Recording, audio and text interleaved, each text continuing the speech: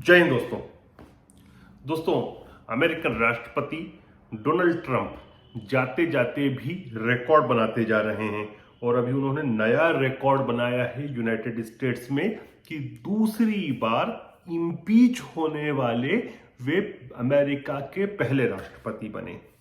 और इम्पीचमेंट क्यों हुआ? क्योंकि जो कैपिटल हिल और उनके संसद के ऊपर जो दंगा हुआ था, तो दंगा भड़काने के लिए सरकार के खिलाफ, या एक तरह से मेरी जुबान में कहें, ये मेरी जुबान कह रहा हूं मैं, एक तरह से ये कहें कि स्टेट के अगेंस्ट एक्ट करने के लिए राष्ट्रपति के ऊपर, वर्तमान जो सिटिंग राष्ट्रपति है उसके ऊपर महाभियोग की बात थी। पहले ही बात थी कि माइक पेंस जो है उनसे रिक्वेस्ट की गई थी, जो उनके वाइस प्रेसिडेंट हैं, कि आप उनको आर्टिकल 25 के तहत अयोग्य घोषित करते और आप राष्ट्रपति बन जाएं जब तक 20 जनवरी तक। लेकिन जब उन्होंने वो नहीं किया तो जो हाउस ऑफ रिप्रेजेंटेटिव्स है, जो उनका निचला सदन है, जैसे हमारी लोकसभा होती है और ऊपर होती है राज्यसभा होती है, वैसे ही अमेरिका में हाउस ऑफ रिप्रेजेंटेटिव या कांग्रेस जिसको कहते हैं वह निचला सदन होता है और उच्च सदन जो होता है उनका सेनेट कहते हैं, जैसे हमारी राज्यसभा होती है।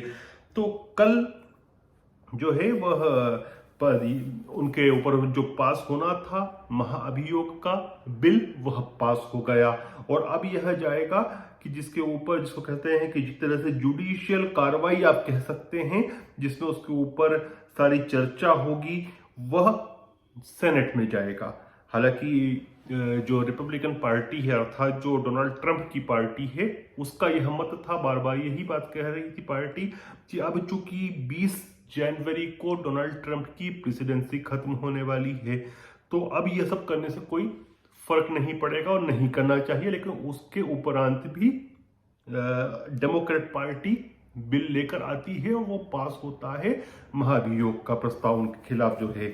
और थोड़ा सा मैं आपको बता दूं कि जो कांग्रेस है या हाउस ऑफ रिप्रेजेंटेटिव है या जो निचला सदन है अमेरिका का, वहां पास होने के लिए केवल सिंपल मेजॉरिटी की आवश्यकता होती है, उसमें 2/3 बहुमत की नहीं पड़ती। लेकिन जब उसके ऊपर बहस होती है सेनेट में, अपर हाउस में, तो राष्ट्रपति हुआ, उपराष्ट्रपति हुए या जो उनके आर्मी कमांडर हुए, इन लोगों को यदि इम्पीच करना है, महाअभियोग करके हटाना है, तो उस केस में 2/3 सदन की संख्या के अनुसार ही वो हो सकता है। 5 सदस्य, 2/3 सदस्य उस पर उसके पक्ष में वोट करें इम्पीचमेंट के।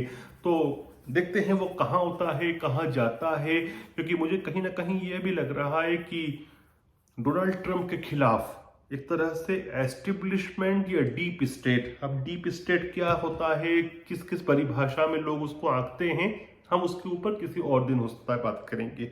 लेकिन मेरे हिसाब से डीप स्टेट मतलब ऐसे विचार जो सत्ता में बैठे लोगों के पास भी के मन मस्तिष्क में भी होता है देश के प्रति, जो एस्टेब्लिशमेंट है, संस्थाएं हैं, उनमें भी होता है, जिस डायरेक्शन में वो अपने देश को ले जाना चाहते हैं, तो वही विचार डीप स्टेट का विचार बन जाता है। तो मुझे लगता है कि डीप स्टेट जो है वह चाहता है कि ट्रंप का जो फिनोमिनान है वह भी खत्म हो जाए और ट्रंप आगे पॉलिटिक्स में नहीं रहे। और कहीं ना कहीं उनकी पार्टी भी शायद यही चाहती है। लेकिन पार्टी जो है ये नहीं चाहती कि इम्पीचमेंट हो, क्योंकि इम्पीचमेंट होने से शायद उनको ये लगता है कि पार्टी को बड़ा नुकसान होगा, वो लंबे समय तक नुकसान होता रहेगा और लोगों की स्थायी मेमोरी का अंग बन जाएगा। मैं ये बात क्यों कह रहा हूं? क्योंकि 2 ही बार इम्पीचमेंट की कार्रवाई हुई थी डोनाल्ड ट्रंप से पहले। पहली बार जो हुई थी वह 1868 में हुई थी, जब एंड्रयू जॉनसन जो थे वह अमेरिकन राष्ट्रपति थे। और उसके बाद जो हुई थी वह 1998 में, 1998 में बिल क्लिंटन के खिलाफ हुई थी। बिल क्लिंटन के खिलाफ इसलिए हुई थी कि उनके बारे में माना गया था कि उन्होंने लाइंग अंडर ओथ, मतलब जो शपथ लेते हैं कि सच बोलने की, उसके उपरांत भी उन्होंने झूठ बोला और ऑब्स्ट्रक्शन टू जस्टिस किया। ये मोनिका लेविन्स्की का जो उनका अफेयर था उसके विषय में ये था। तो डोनाल्ड ट्रंप तीसरे राष्ट्रपति हैं जिनका इम्पीचमेंट हुआ, लास्ट ईयर भी हुआ था, और पहले राष्ट्रपति हैं जिनके 2 बार इम्पीचमेंट हुए। लेकिन एक बात और भी है चाहे जॉनसन साहब हो या बिल क्लिंटन हो, इन पर इम्पीचमेंट की कार्रवाई तो हुई लेकिन इम्पीचमेंट हुआ नहीं था। तो रिपब्लिकन पार्टी नहीं चाहेगी कि डोनाल्ड ट्रंप पर इम्पीचमेंट हो और इतिहास में दर्ज हो जाए कि पहले राष्ट्रपति रिपब्लिकन थे जिनको अमेरिका में इम्पीचमेंट हुआ इनके साथ। तो कहीं ना कहीं मुझे लगता है कि पार्टी इतनी आसानी से सेनेट में पास नहीं होने देगी। लेकिन फिर भी कहता हूं मैं कि इसमें भी बाय पार्टीशन इशू बन चुका है यह, क्योंकि आप देखिए कि जो नंबर्स आते हैं सामने वह किस प्रकार के आए। जो कांग्रेस में मतलब निचले सदन में जो इम्पीचमेंट की कार्रवाई के ऊपर जो पास हुई उसमें यस बोलने वाले, इम्पीचमेंट चाहने वाले जो सांसद थे, कांग्रेसमैन और कांग्रेस वुमेन थे, उनका नंबर था 232 और नहीं चाहने वाले 197 थे। तो बहुत ज्यादा मार्जिन नहीं है। लेकिन बड़ी बात यह है कि 197 रिपब्लिकन्स ने नो तो किया लेकिन 10 रिपब्लिकन्स ने डोनाल्ड ट्रंप के खिलाफ वोट किया। मतलब उन्होंने कहा कि इम्पीच हो, और इम्पीचमेंट के पक्ष में उन्हीं की पार्टी के 10 सांसदों ने मतदान किया और 4 सांसद जो थे वो एब्सटेन हो गए, मतलब उन्होंने वोट ही नहीं किया। तो इसका मतलब यह हुआ कि 10 ने तो खुल के बोला और 4 जो थे वो दोनों वो फेंस सिटर थे, आप कह सकते हैं, दोनों के बीच में थे, हाँ भी नहीं कर रहे ना भी नहीं कर रहे।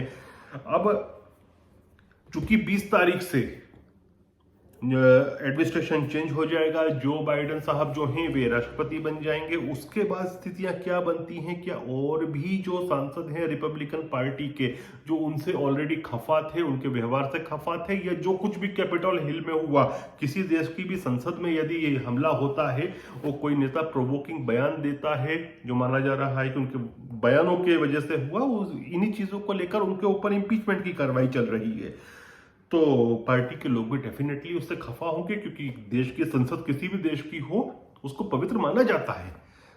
तो अब देखना यह होगा कि एडमिनिस्ट्रेशन चेंज होने के बाद कितने रिपब्लिकन पार्टी के मेंबर्स का मन परिवर्तित होता है और वे डोनाल्ड ट्रंप के खिलाफ जाकर सेनेट में वोट करते हैं। अब आप ये सोचेंगे कि क्या 20 तारीख तो सामने खड़ी है और 20 तारीख को राष्ट्रपति चेंज हो जाएंगे, जो बाइडेन बन जाएंगे, 19 को खुल रही है सेनेट, लेकिन मुझे नहीं लगता कि 20 से पहले वो बिजनेस हो पाएगा वहां पर। तो मुझे लगता है कि ये कार्रवाई जो है ये लंबी खींचेगी और डोनाल्ड ट्रंप का इम्पीचमेंट जो होगा वह उनके बाद तक भी चलती रहेगी, मतलब राष्ट्रपति जो बाइडेन बनने के बाद भी, जब डोनाल्ड ट्रंप ओवल ऑफिस में और व्हाइट हाउस में नहीं होंगे तब भी चलती रहेगी, जो भी उसका रिजल्ट आए। और इम्पीचमेंट इसीलिए किया जाएगा ताकि यदि वो पास हो जाता है तो डोनाल्ड ट्रंप राजनीति से बाहर हो जाए हमेशा के लिए, अगली बार भी वे राष्ट्रपति के चुनाव में खड़े नहीं हो।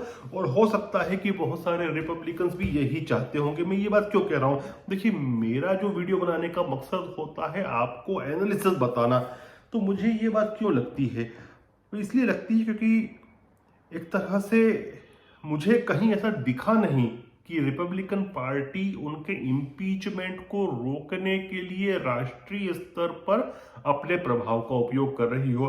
तो कहीं ना कहीं पार्टी उनके साथ मुझे नहीं दिख रही है। फिर आप ये देखिए कि जो लोग डोनाल्ड ट्रंप को हमेशा सपोर्ट करते रहे, आज एक तरह से मुझे वो दिखे नहीं कि उनको डिफेंड कर रहे हों, चाहे वो उनके प्रेस सेक्रेटरी हों, चाहे खुद जेरेड कुशनर जो उनके सन इन लॉ हों, या फिर इकोनॉमिक एडवाइजर लेरी हों, या national security adviser Robert O'Brien हो, या फिर चीफ ऑफ स्टाफ हो मिस्टर मार्क मेडोज हो। तो ये सब लोग कहाँ दिख रहे हैं आप ये सोचिए, मुझे तो नहीं दिख रहे। आपने कहीं देखा हो तो बताइए। मैंने मीडिया में उनको बहुत ज्यादा डोनाल्ड ट्रंप को बचाते हुए डोनाल्ड ट्रंप का समर्थन करते नहीं देखा। तो हो सकता है कि जिसको डीप स्टेट कहते हैं, डीप स्टेट नहीं चाहता, खुद रिपब्लिकन पार्टी भी शायद नहीं चाहती कि डोनाल्ड ट्रंप का ये लोग समर्थन करें। तो डोनाल्ड ट्रंप मुझे लगता है अकेले पड़ चुके हैं, और मुझे लगता है कि डोनाल्ड ट्रंप को अब दूसरी चीजों की भी चिंता होगी कि राष्ट्रपति पद पर नहीं होने के बाद जो उनकी दूसरी चीजें हैं अपार्ट फ्रॉम पॉलिटिक्स, उसका क्या होगा। मैं ये बात क्यों कह रहा हूं कि जिस तरह से ट्विटर ने, फेसबुक ने या यूट्यूब ने कार्रवाई की, वो दिखाता है कि हो सकता है कि डीप स्टेट उनके खिलाफ हो। दूसरा, जो गोल्फ एसोसिएशन है वहां की PGA जो है, PGA अमेरिका की, उसने ऐसी बातें सामने आ रही हैं कि डोनाल्ड ट्रंप की एक प्रॉपर्टी के ऊपर उनका टूर्नामेंट होना था, वह उसने कैंसिल कर दिया। और एक और बात आ रही है कि शायद डॉइचे बैंक और डॉइचर बैंक से उनका काफी पुराना एसोसिएशन बिजनेस का रहा है। उसने भी शायद कहीं कहा है कि अब वे उनके जो प्रोजेक्ट थे उनको, डेवलपमेंटल प्रोजेक्ट्स को, प्रॉपर्टी के फाइनेंस नहीं करेगी। तो ये भी एक उनके लिए चिंता का विषय होगा। तो यदि आप मुझसे पूछें कि क्या होगा, तो मुझे लगता है कि हो सकता है खुल के तो रिपब्लिकन पार्टी उनका विरोध नहीं करे, लेकिन खुल के उनके समर्थन में भी नहीं आएगी। और हो सकता है कि जैसे जैसे सदन की कार्रवाई आगे बढ़ती जाए इम्पीचमेंट की, और जैसे जैसे जैसे ही ओवल ऑफिस में नए राष्ट्रपति आए जो बाइडेन, तो कुछ लोग और मुखर हो जाएं रिपब्लिकन पार्टी के, जो कि डोनाल्ड ट्रंप के बेसिकली विरोधी शुरू से चल रहे थे या अभी भी विरोधी हैं। तो जो भी होगा डोनाल्ड ट्रंप का, मुझे नहीं लगता कि अगला वो राष्ट्रपति का चुनाव लड़ पाएंगे। आप ये मान सकते हैं कि ट्रंप एरा जो पॉलिटिक्स में था वह खत्म है। ये मेरा एनालिसिस है। क्योंकि मैं कोशिश करता हूं कि वीडियो के अंत पे अपना एनालिसिस दूं, तो मुझे लगता है कि ट्रंप का पॉलिटिक्स खत्म हो चुकी है। जय हिंद, जय भारत।